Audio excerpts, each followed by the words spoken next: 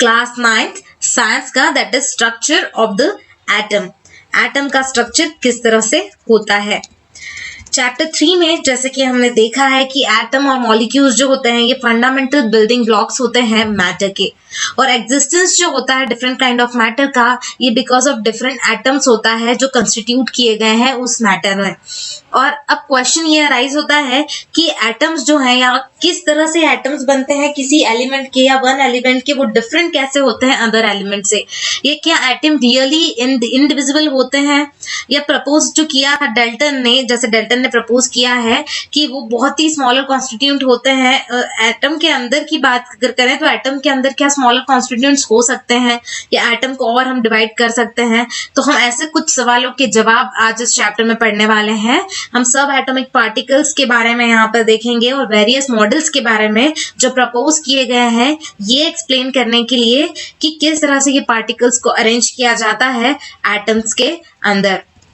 Major challenge जो है हमारे सामने या साइंटिस्ट के सामने वो ये था 19th सेंचुरी के एंड में कि किस तरह से वो रिवील कर सकते हैं स्ट्रक्चर ऑफ एटम को, एज वेल एज वो किस तरह से एक्सप्लेन कर सकते हैं इंपॉर्टेंट प्रॉपर्टीज एटम की। तो जो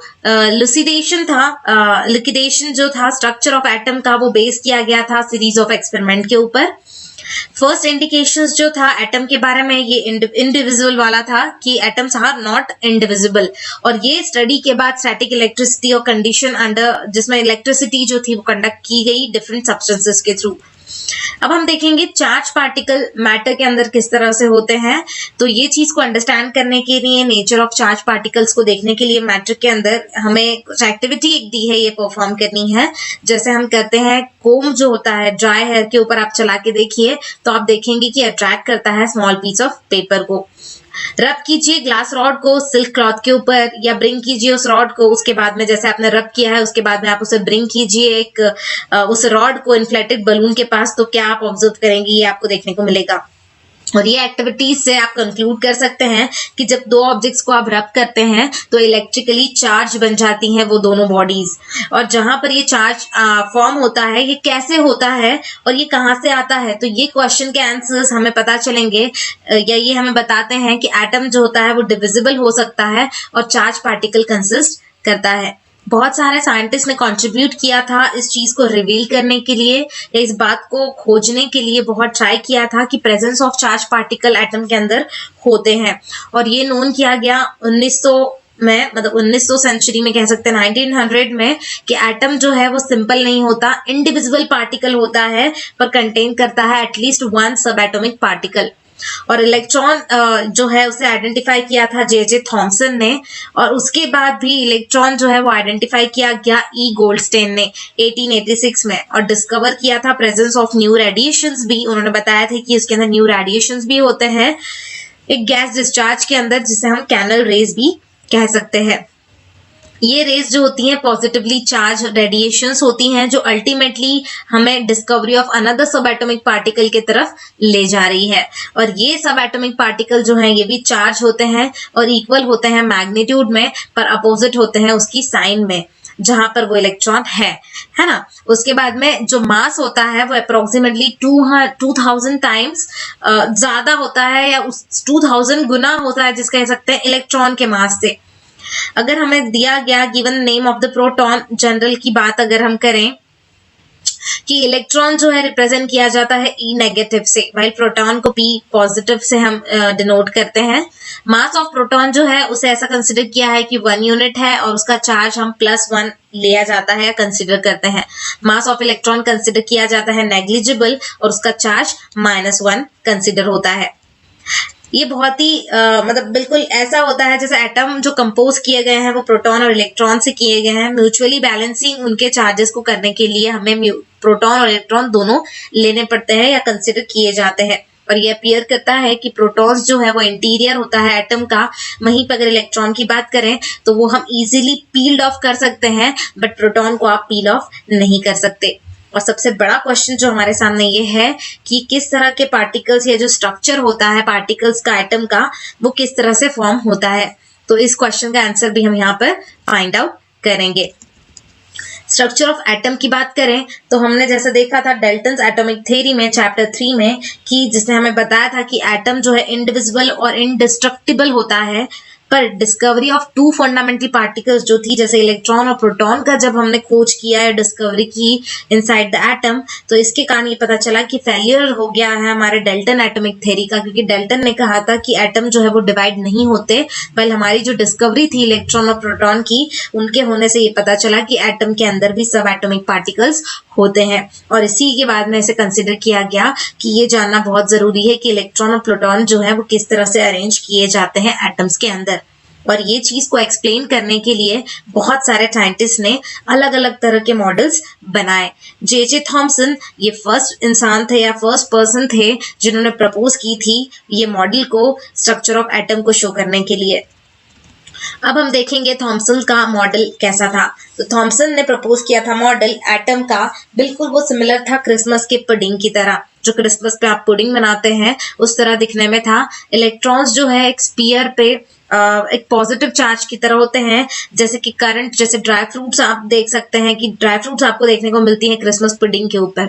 आप इसे वाटरमेलन के साथ भी कंपेयर कर सकते हैं कि जो पॉजिटिव चार्ज है एटम के अंदर वो स्प्रेड हुए रहते हैं ऑल ओवर रेड एडिबल, जो लाइक ऑल ओवर पूरा फैला होता है, जैसे हमारा रेड एडिबल पार्ट जो है वो वाटरमेलन का। वही इलेक्ट्रॉन्स की बात करें तो ये जैसे हमें काली बीजे जो उसके ऊपर है, सीड जो वाटरमेलन की, वो हमारे इलेक्ट्रॉन का काम करता है या इलेक्ट्रॉन की तरह कंसिडर किया जाता है। जैसे आप देख सकते हैं यहाँ पे इलेक्ट्रॉन्स हमारे वो काले बीजों की तरह है, और पॉजिटिव स्फीयर जो है हमारा वो रेड पार्ट है जिसे हम ईट करते हैं।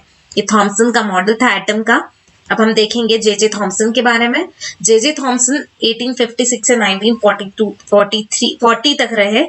एक ब्रिटिश फिजिसिस्ट थे जो बॉर्न हुए थे चिथाम हिल्स में, एक सबब ऑफ मैनचेस्टर था, जो 18 दिसंबर 1856 को बॉर्न हुए थे, और इन्हें अवॉर्डेड किया गया था नोबेल प्राइज से फिजिक्स में, स्पेशली 1906 में।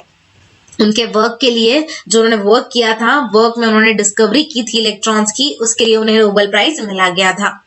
उन्होंने डायरेक्ट किया था कैवेंडिश लेबोरेटरी को कैम्ब्रिज की 35 इयर्स तक, और 7 ऑफ हिज रिसर्च असिस्टेंट्स जो थे वो सब्सिक्वेंटली वॉर्न किए गए, उनको भी प्राइज मिले, या कह सकते हैं उनके हाथ के नीचे जो 7 रिसर्चर्स थे, उनके असिस्टेंट्स थे, उन्हें भी नोबेल प्राइज से नवाजा गया था। थॉमस ने प्रपोज किया था कि एटम कंसिस्ट होता है पॉजिटिवली चार्ज स्फीयर से, और इलेक्ट्रॉन्स एम्बेड किए जाते हैं उनके अंदर या रखे जाते हैं, उसके अंदर होते हैं। नेगेटिव और पॉजिटिव चार्ज इक्वल होते हैं मैग्नीट्यूड में, और इसीलिए एटम होल अगर पूरी तरह से देखें तो इलेक्ट्रिकली न्यूट्रल होता है, क्योंकि अगर नेगेटिव और पॉजिटिव इक्वल चार्ज होंगे तो वो चार्ज कैसा हो जाएगा, न्यूट्रल हो जाएगा। ऑल्दो थॉमसन का मॉडल एक्सप्लेन करता था कि एटम जो है इलेक्ट्रिकली न्यूट्रल है, और इसके रिजल्ट जो था एक्सपेरिमेंट का ये कैरिड आउट किया गया बहुत सारे अदर साइंटिस्ट ने, और उन्होंने अपने मॉडल्स को एक्सप्लेन किया। हम आगे देखेंगे किस तरह से अलग अलग साइंटिस्ट ने अपने मॉडल्स को बनाया था थॉमसन की थ्योरी को लेकर। नेक्स्ट है हमारा Rutherford's model of an atom. Ernest Rutherford जो हमारे साइंटिस्ट का नाम है, वो इंटरेस्टेड थे इस चीज को जानने के लिए कि इलेक्ट्रॉन्स किस तरह से अरेंज किए जाते हैं एटम के अंदर। रुदरफोर्ड ने डिजाइन किया था एक एक्सपेरिमेंट इसके लिए, और ये एक्सपेरिमेंट जो था एक फास्ट मूविंग अल्फा पार्टिकल्स के लिए था, जो फॉल हो जाते थे एक थिन गोल्ड फॉइल के अंदर। उन्होंने सिलेक्ट किया था गोल्ड फॉइल को बिकॉज वो चाहते थे कि थिन लेयर जो है वो पॉसिबल होगी इस चीज के लिए, और दिस गोल्ड फॉइल जो थी वो अबाउट 1000 एटम थिक थी। अल्फा पार्टिकल्स डबली चार्ज थे जैसे हेलियम आयंस, मतलब अल्फा पार्टिकल्स के रूप में उन्होंने हेलियम आयंस को लिया था, और उनका मास 4 म्यू हम कह सकते हैं वो था। फास्ट मूविंग अल्फा पार्टिकल जब कंसिडरेबल अमाउंट ऑफ एनर्जी के साथ वो क्या करते थे, उस पर अट्रैक्ट करते थे, इस तरह से हम कह सकते हैं। और ये एक्सपेक्ट किया जाता था कि अल्फा पार्टिकल्स जो है वो डिफ्लेक्ट हो जाएंगे सब एटॉमिक पार्टिकल्स, मतलब से गोल्ड एटम्स में जो सब एटॉमिक पार्टिकल्स हैं उनसे टकरा कर ये डिफ्लेक्ट हो जाएंगे।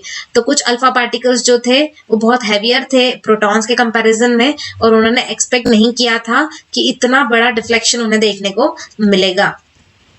यहाँ पर हमें दिया हुआ है डायग्रामेटिक रिप्रेजेंटेशन किस तरह से स्कैटरिंग हो रही है अल्फा पार्टिकल्स की गोल्ड फॉइल से। पर अल्फा पार्टिकल स्कैटरिंग एक्सपेरिमेंट जो था उन्होंने बिल्कुल अनएक्सपेक्टेड रिजल्ट उन्हें शो किया था और फॉलोइंग ऑब्जर्वेशंस हमें उससे मिले हैं कि बहुत सारे फास्ट मूविंग अल्फा पार्टिकल्स जो थे वो स्ट्रेट पास हो गए गोल्ड फॉइल के अंदर से, कुछ अल्फा पार्टिकल्स डिफ्लेक्ट हो गए फॉइल से एक स्मॉल एंगल में, बट सरप्राइजिंगली चीज तो ये थी कि कुछ मतलब 1 out of every 12,000 particle appeared किए गए रीबाउंड, बिल्कुल रीबाउंड हो गए, वहीं के वहीं से वापस रिटर्न हो गए जैसे हम कह सकते हैं।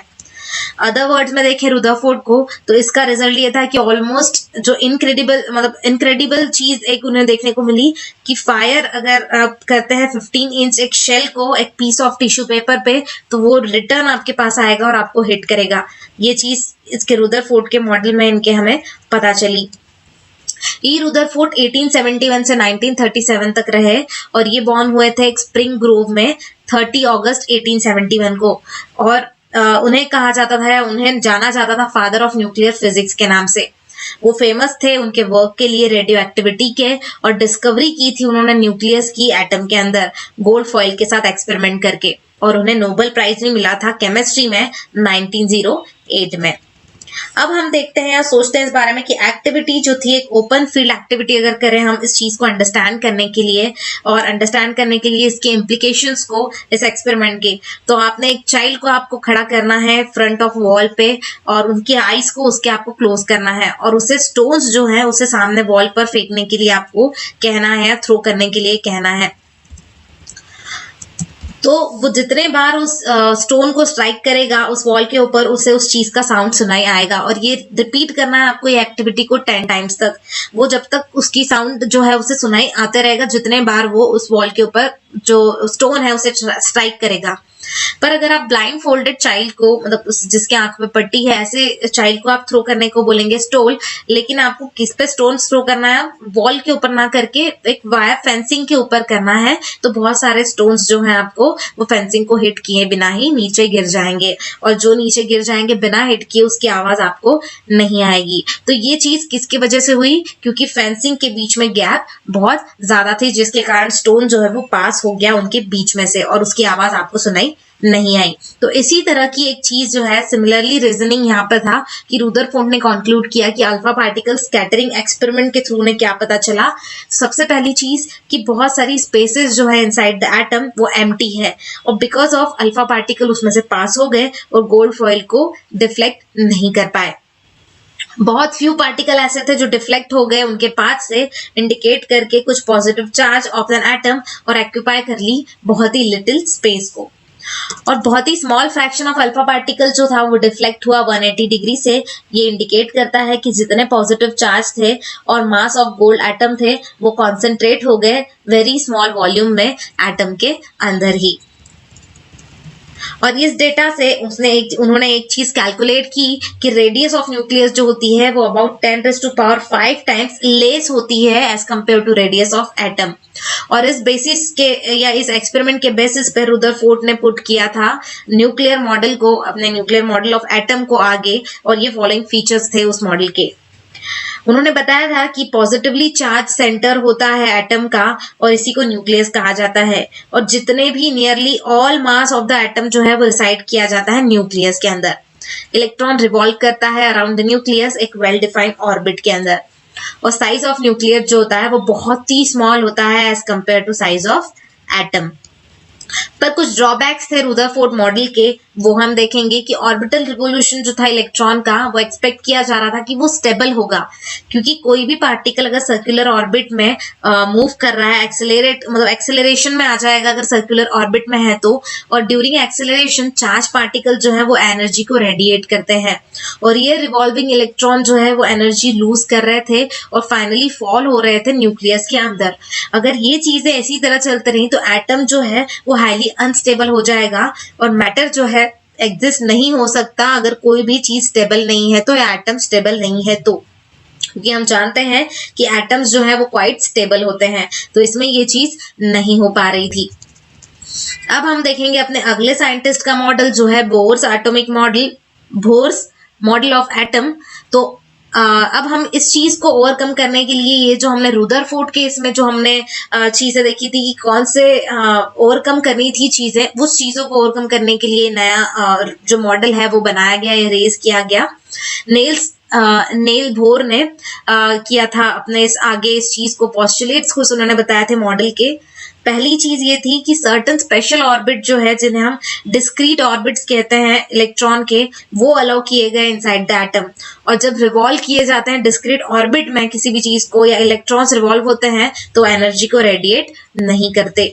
नेल्स बोर के बारे में हम देखें तो 1885 से 1962 तक ये थे, और ये बॉर्न हुए थे कोपेनहेगन 7 अक्टूबर 1885 को, और उन्हें अपॉइंट किया गया था as a professor of physics at Copenhagen university 1916 में।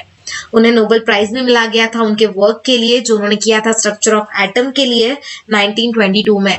और सारे प्रोफेसर्स में बोस का न्यूमरस राइटिंग बहुत ही फेमस था, और 3 अपीयरिंग बुक्स उनकी बहुत ज्यादा फेमस थी, जिसका नाम है theory of spectra and atomic constitution, while second book थी एटॉमिक थ्योरी, और थर्ड बुक थी डिस्क्रिप्शन ऑफ नेचर वाली। ये ऑर्बिट और शेल जो थे, इन्हें एनर्जी लेवल कहा गया था। एनर्जी लेवल एक एटम में शो किया जाता है, जैसे हमें फिगर 4.3 में बताया गया है। फ्यू एनर्जी लेवल्स एटम में हमें इस तरह दिए हैं, जैसे सबसे मिडिल में हमें न्यूक्लियस दिया गया है, पहला शेल हमें के शेल, उसके बाद एल, M एंड N, और ये हमें उनकी क्वांटिटीज दी हुई है कि के शेल में N 1, फिर 2, 3, 4 इस तरह से बढ़ते जाएंगे। ये ऑर्बिट्स और शेल्स जो है ये रिप्रेजेंट किए जाते थे लेटर से KLMN और नंबर्स 1, 2, 3, 4 से। अब हम देखेंगे न्यूट्रॉन्स के बारे में। तो 1932 में जे कैडविक ने डिस्कवर किया था अनदर सब एटॉमिक पार्टिकल जिसको कोई चार्ज नहीं होता और मास जिसका नियरली इक्वल होता है प्रोटॉन के मास से। इवेंचुअली इसे नेम दिया गया था न्यूट्रॉन, और न्यूट्रॉन प्रेजेंट होता है न्यूक्लियस ऑफ ऑल एटम में एक्सेप्ट हाइड्रोजन। जनरल की बात करें तो न्यूट्रॉन को रिप्रेजेंट किया जाता था N से, और मास ऑफ एटम जो है इसीलिए गिवन कहा गया है, sum of the masses of proton और न्यूट्रॉन जो न्यूक्लियस में प्रेजेंट होते हैं वो हमसे कह सकते हैं। अब हम देखेंगे how are electrons distributed in different orbit, किस तरह से इलेक्ट्रॉन्स को डिस्ट्रीब्यूट किया गया है। तो distribution of electron different orbits में होता है, डिफरेंट ऑर्बिट्स में किया गया है एटम के, और ये सजेस्ट किया है बोर ने एंड बरी ने। फॉलोइंग रूल्स कुछ दिए गए हैं जो फॉलोड किए गए थे writing the number of electrons के लिए डिफरेंट एनर्जी लेवल्स या शेल्स में। पहला हम देखेंगे कि मैक्सिमम नंबर ऑफ इलेक्ट्रॉन जो प्रेजेंट होते हैं शेल के अंदर वो गिवन किए जाते हैं फॉर्मूला से 2n⁻²2 या 2n² से, जहां पर n जो होता है हमारा ऑर्बिट नंबर होता है या एनर्जी लेवल होता है, जिसका इंडेक्स होता है 1, 2 या 3 up to. Hence maximum number of electrons अगर डिफरेंट शेल्स में देखें तो वो इस तरह से हैं।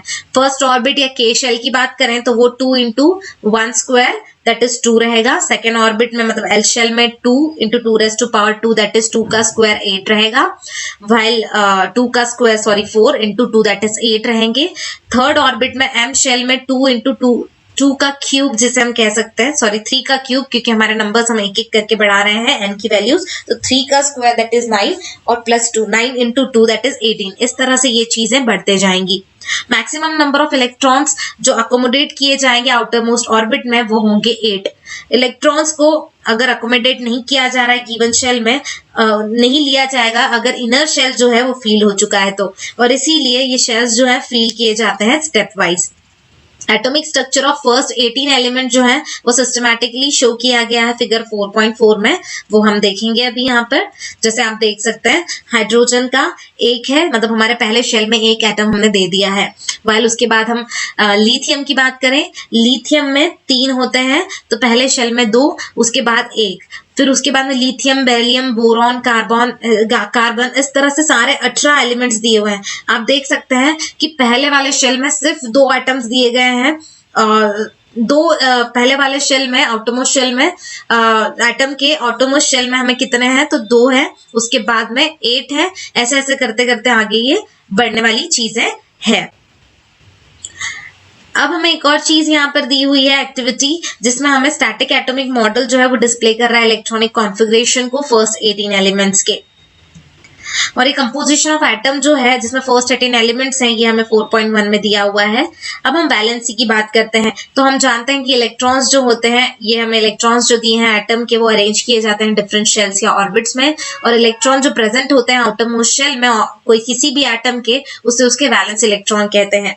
बोर और बरी की स्कीम बताती है कि आउटरमोस्ट शेल किसी भी एटम का अगर है, जैसे हम एग्जांपल यहाँ पर लें कि लिथियम है तो लिथियम के आउटरमोस्ट शेल में 1 इलेक्ट्रॉन है, सिर्फ 1 इलेक्ट्रॉन है। तो ये हम देखेंगे कि किस तरह से प्रोसेस होती है।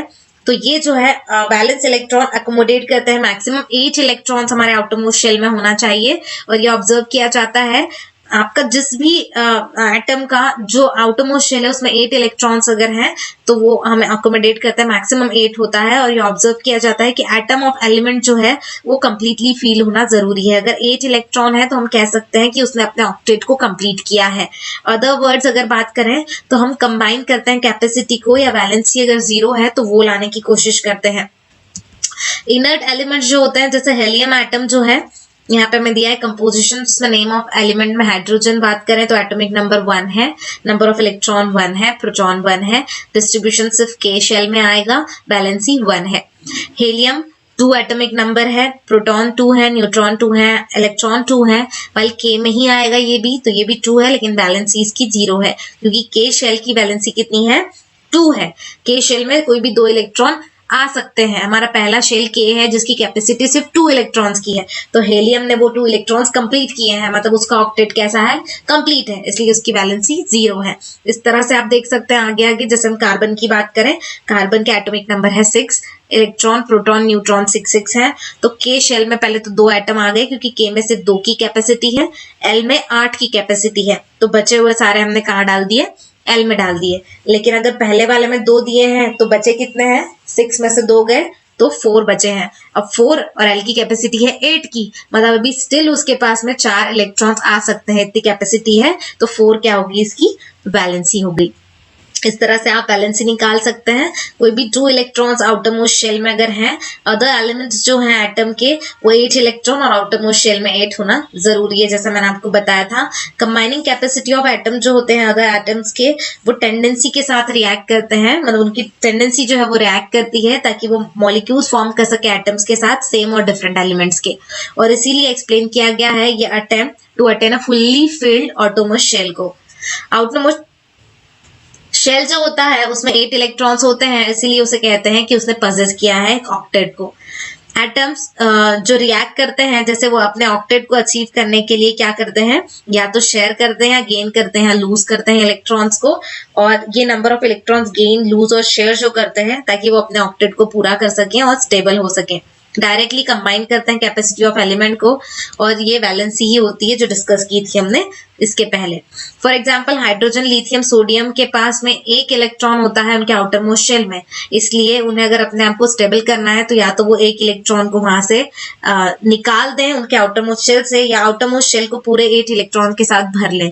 तो ये उनके लिए पॉसिबल नहीं है क्योंकि 1 इलेक्ट्रॉन लूज करना ज्यादा इजी है as compare to gain of 7 electrons. तो वो क्या करते हैं, अपनी वैलेंसी उनकी 1 होती है तो वो ट्राई करते हैं किसी तरह से अपने उस 1 इलेक्ट्रॉन को लूज कर दें। अगर number of electron outermost shell में एटम के क्लोज हैं उसकी फुलिंग कैपेसिटी पे, मतलब 7 अगर इलेक्ट्रॉन्स हैं तो आप उसे कंप्लीट करने के लिए आपको 1 और इलेक्ट्रॉन की जरूरत है, तो आप कहीं ना कहीं से किसी के साथ में उस चीज को गेन कर लीजिए, कहीं से 1 इलेक्ट्रॉन ले लीजिए ताकि आपका ऑक्टेट जो है वो कंप्लीट हो जाए और आप स्टेबल हो जाए। तो फ्लोरीन जो है उसका 7 होता है, आउटरमोस्ट ऑर्बिट में 7 इलेक्ट्रॉन्स होते हैं और वो 1 इलेक्ट्रॉन गेन करता है। लूज करने के बजाय गेन करना ज्यादा अच्छा होता है उसके लिए, तो वो उसे गेन करता है और अपनी वैलेंसी को क्या कर लेता है, स्टेबल कर लेता है, वैलेंसी को पूरा कर लेता है। तो इस तरह से कैलकुलेशन आप कर सकते हैं। इसीलिए एटम जो है हर एलिमेंट का उसका defined combining capacity, definite combining capacities हैं जिसे वैलेंसी कहा जाता है। वैलेंसी फर्स्ट 18 एलिमेंट्स में गिवन है हमें लास्ट कॉलम 4.1 में, जैसे हमने ऊपर पढ़ा था, देखी थी हमने। एटॉमिक नंबर और मास नंबर की बात करें तो एटॉमिक नंबर जो है हम जानते हैं कि प्रोटॉन्स जो है प्रेजेंट होते हैं न्यूक्लियस ऑफ एटम के अंदर, और number of protons of an atom जो है जो डिटरमाइन करते हैं उसका एटॉमिक नंबर, और ये डिनोट किया जाता है Z से। ऑल एटम्स ऑफ एलिमेंट जो है वो सेम एटॉमिक नंबर के होते हैं, Z से डिनोट किया जाता है। इनफैक्ट एलिमेंट जो है वो डिफाइन किए जाते हैं नंबर ऑफ प्रोटॉन से जो वो पोजेस कर रहे हैं। हाइड्रोजन की बात करें तो Z की वैल्यू 1 आती है क्योंकि हाइड्रोजन एटम जो है ओनली 1 प्रोटॉन को प्रेजेंट रहता है, उसके अंदर न्यूक्लियस के अंदर ओनली 1 प्रोटॉन प्रेजेंट रहता है। सिमिलरली कार्बन में 6 होता है क्योंकि एटॉमिक नंबर जो है डिफाइन करता है उसके टोटल नंबर ऑफ प्रोटॉन्स को जो प्रेजेंट होते हैं न्यूक्लियस ऑफ एटम के अंदर। मास नंबर क्या होता है, तो जैसे हमने स्टडी की थी प्रॉपर्टीज ऑफ सब atomic particle of an atom, अब हम कंक्लूड करेंगे कि मास ऑफ एन एटम जो होता है वो प्रैक्टिकली देखें तो प्रोटॉन्स और न्यूट्रॉन्स अलोन अगर हम देखें तो वो चीज जो होगी वो हमारा मास नंबर होगा, और ये प्रेजेंट किया जाता है न्यूक्लियस ऑफ एन एटम के अंदर। हेंस प्रोटॉन और न्यूट्रॉन जो है इन्हें न्यूक्लियॉन्स भी कहते हैं, और इसीलिए मास ऑफ एन एटम जो है वो रिसाइड किया जाता है न्यूक्लियस के अंदर।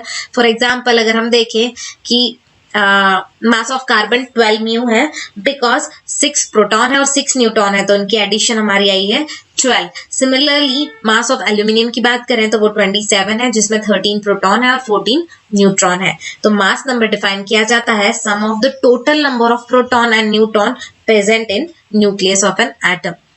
नोटेशन की बात करें एटम के तो एटॉमिक नंबर और मास नंबर और सिंबल एलिमेंट का वो इस तरह से लिखा जाता है, जैसे सिंबल आप स्क्वायर में दिया है उसके एक अपर साइड में आप लिखेंगे मास नंबर और उसी अपर साइड के नीचे की तरफ या लोअर साइड में आप एटॉमिक नंबर लिखेंगे। जैसे दिया है नाइट्रोजन, तो नाइट्रोजन का 14 एंड 7, 14 उसका मास नंबर है और 7 उसका एटॉमिक नंबर है। आइसोटोप्स की बात करें तो नेचर में देखें नंबर ऑफ एटम्स जो है कुछ एलिमेंट्स के वो आइडेंटिफाई किए जाते हैं, while सम एटॉमिक नंबर जो होते हैं वो डिफरेंट होते हैं, उनके मास नंबर डिफरेंट होते हैं। फॉर एग्जांपल अगर हम केस लेते हैं हाइड्रोजन एटम का तो 3 एटॉमिक स्पेसीज हैं, नेमली प्रोटियम जिसमें हाइड्रोजन में 1 और 1 mass number atomic number same है, ड्यूटेरियम जिसमें हाइड्रोजन में 2 and 1 है, वाइल इसे डी से नोट भी करते हैं, और ट्रिटियम जिसमें 3 और 1 है, मास नंबर 3 है, एटॉमिक नंबर 1 है। तो ये तीनों the atomic number of each one is 1, atomic number सब में सेम है पर मास नंबर क्या हो रहा है, चेंज हो रहा है, 1 फिर 2 फिर 3 इस तरह से। तो ऐसे कुछ एग्जांपल्स कार्बन की बात करें तो C12 6, C14 6, क्लोरीन की बात करें तो Cl35 17, Cl37 17। तो ये चीजें जो है ऑन द बेसिस ऑफ ये एग्जांपल्स आइसोटोप को इस तरह से डिफाइन किया है कि atom of the same element having the same atomic number but different mass number, mass number change हो रहा है, एटॉमिक नंबर सेम है, तो वो एलिमेंट्स क्या हो गए, आइसोटोप्स हो गए। और इसीलिए हम कह सकते हैं कि ये 3 आइसोटोप्स जो है हाइड्रोजन एटम के, नेमली प्रोटियम, ड्यूटेरियम और ट्रिटियम, ये क्या है, आइसोटोप्स हैं हाइड्रोजन के। बहुत सारे एलिमेंट कंसिस्ट होते हैं मिक्सचर ऑफ आइसोटोप से, और ऐसे एक एक आइसोटोप की बात करें एलिमेंट की तो प्योर सब्सटेंस होता है। केमिकल प्रॉपर्टीज आइसोटोप्स की जो है वो सिमिलर होती हैं पर उनकी फिजिकल प्रॉपर्टीज डिफरेंट होती हैं। क्लोरीन ऑकर होता है नेचर में 2 आइसोटोपिक फॉर्म्स में जिनके मासेस 35 और 37 हो सकते हैं, मतलब in the ratio 3:1। Obviously question arise ये होता है कि हम किस तरह से मासेस ऑफ क्लोरीन एटम को देख सकते हैं, किस तरह से काउंट कर सकते हैं। तो mass of an atom of any natural element वो टेकन किया जाता है as average mass of all the naturally occurring atoms of that element. अगर एलिमेंट का कोई आइसोटोप नहीं है तो मास जो है उसके एटम का वो बिल्कुल सेम होगा नंबर ऑफ प्रोटॉन और न्यूट्रॉन के वेट से या उनके सम से। पर अगर एलिमेंट ऑकर होता है आइसोटोपिक फॉर्म में तो हमें उसका percentage of each isotopic form जो है वो जानना बहुत जरूरी होता है, और तभी हम उसका एवरेज मास कैलकुलेट कर सकते हैं। एवरेज एटॉमिक मास अगर क्लोरीन एटम का देखें तो on the basis of above data तो इस तरह से निकालते हैं 35 into 75 by 100 plus 37 into 25 by 100. 75 by 100 that is 3 by 4, while 25 by 100 is 1 by 4. Multiply किया हमने 105/4, 37/4 that is 142/4, 35.5 ये हमारा आ गया average atomic mass of chlorine. तो ये जो है इसका मतलब ये नहीं होता कि 1 एटम ऑफ क्लोरीन जो है उसका फ्रैक्शनल मास 35.5 होगा। इसका मतलब ये है कि अगर आप सर्टेन अमाउंट ऑफ क्लोरीन लेते हैं तो इसके अंदर अगर बोथ आइसोटोप्स हैं क्लोरीन के तो एवरेज मास उसका क्या बताएगा, वो 35.5 म्यू बताएगा। एप्लीकेशंस यहाँ दिए हैं तो जैसे केमिकल प्रॉपर्टीज की बात करें तो सारे आइसोटोप्स जो होते हैं किसी एलिमेंट के वो सेम होते हैं। नॉर्मली हम कंसर्न नहीं करते मिक्सचर को लेने की बात में, बट कुछ आइसोटोप्स जो होते हैं उनकी स्पेशल प्रॉपर्टीज होती है और जो बहुत ही यूजफुल होते हैं बहुत सारे अलग अलग कामों के लिए फील्ड्स में। वेरियस फील्ड्स में। आइसोटोपिक ऑफ यूरेनियम की बात करें तो ये फ्यूल की तरह यूज होता है न्यूक्लियर रिएक्टर में। वाल आइसोटोप ऑफ कोबाल्ट की बात करें तो ये ट्रीटमेंट ऑफ कैंसर के लिए यूज होता है। वाल आइसोटोप ऑफ आयोडीन की बात करें तो ये ट्रीटमेंट ऑफ ग्वाइटर के लिए यूज किया जाता है। आइसोबार की बात करें तो कंसीडर करते हैं दो एलिमेंट, जैसे कैल्शियम का एटॉमिक नंबर है 20 और आर्गोन का एटॉमिक नंबर है 18। तो नंबर ऑफ इलेक्ट्रॉन जो है इन एटम्स के अंदर वो डिफरेंट है, पर मास नंबर अगर हम देखें दोनों एलिमेंट्स का तो वो सेम है, दैट इज 40। और इसीलिए टोटल नंबर ऑफ न्यूक्लॉन्स जो होते हैं वो सेम होते हैं अगर किसी एटम के अंदर। तो पेयर ऑफ एलिमेंट्स जो बनते हैं ये हमें बताता है कि आइसोबार्स है वो atom of different element with different atomic number which have the same mass number. क्या हो रहा है, डिफरेंट एलिमेंट के डिफरेंट एटॉमिक नंबर है लेकिन उनका मास नंबर कैसा है, सेम है, और इसीलिए हम उन्हें क्या कहते हैं, आइसोबार कहते हैं। तो इस तरह से हमने ये सारी चीजों को कवर किया है। बहुत सारे मॉडल्स हमने यहाँ देखे, अलग अलग साइंटिस्ट ने जो प्रपोज किए हैं, किस तरह से ओवरकम किया है हर साइंटिस्ट ने अपने पहले वाले मॉडल में, किस तरह से चेंजेस किए हैं, ये सारी चीजें हमने, ये सारे पॉइंट्स को इसमें कवर किया है फ्रेंड्स। और इस तरह से इस चैप्टर को हम यहाँ कंप्लीट करते हैं।